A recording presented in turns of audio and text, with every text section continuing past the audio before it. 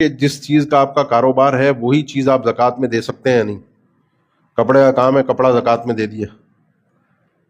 رنگ کا کام ہے, رنگ زکوٰۃ میں دے دیا, مسجد مدرسے کے لیے رنگ کرا لو. بات سمجھے, سوال سمجھے, سمجھ آ گئی بات؟ ہاں, اس میں تھوڑی سی بات کو سمجھیے گا کہ جس چیز پر زکوٰۃ فرض ہوتی ہے انسان کو وہی چیز زکوٰۃ میں ادا کرنی چاہیے.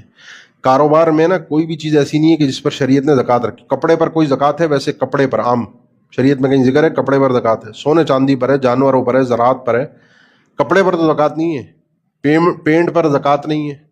آپ کا چشموں کا کام ہے, چشمے پر زکوٰۃ نہیں ہے. یہ ہے. دوائیوں کا کام ہے, دوائیوں پر زکوٰۃ ہے, نہیں ہے.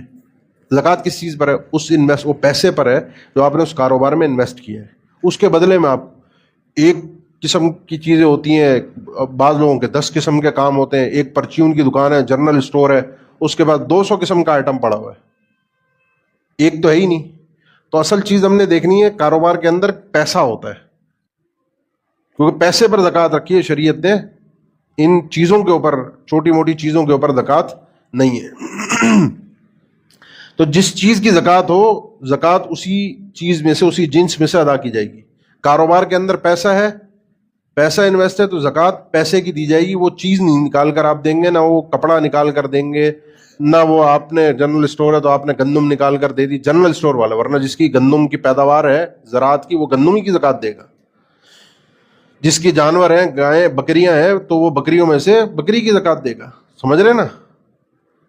البتہ ابن تیمیہ رحمہ اللہ نے ذکر کیا, اور بات بڑی معقول ہے, کہتے ہیں دو چیزیں ہیں کہ جہاں پر انسان اپنی زکوٰۃ میں اپنا وہ مال جو اس کا کاروبار ہے وہ دے سکتا ہے. جیسے کپڑے کا کاروبار ہے, کپڑا دے سکتا ہے. 2 چیزیں, ایک وہ دیکھتے ہیں مصلحہ راجحہ, اور ایک ہے انہوں نے جو الفاظ استعمال کیے الحاجہ.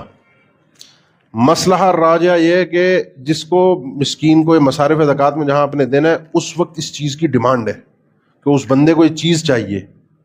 جیسے مثال کے طور پہ کچھ عرصے پہلے سیلاب آیا تھا اندرون سندھ. آپ کیا میری زکوٰۃ ہے پیسوں کی, وہ جو پانی کے اندر ڈوبا ہوا ہے اس کو لے جا کے آپ پیسے دے دیں, پیسے کھائے گا, کیا کرے گا؟ اس کو کھانے کی, اناج کی ضرورت ہے. صحیح ہے نا؟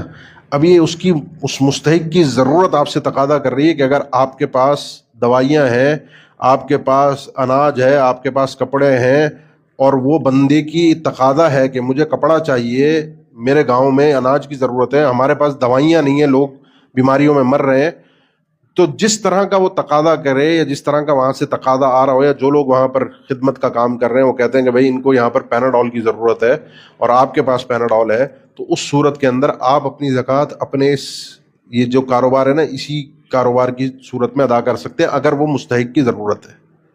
اور بات بالکل مناسب ہے, کیونکہ اگر آپ کسی NGO کو بھی دیں گے وہ بھی یہ چیزیں خرید کے آگے دیں گے, یا اس مستحق کو دیں گے تو وہ بیچارہ اس کے لیے خریدنا ایک وبال ہو جائے گا کہ وہاں اس علاقے میں کہاں سے خریدے گا.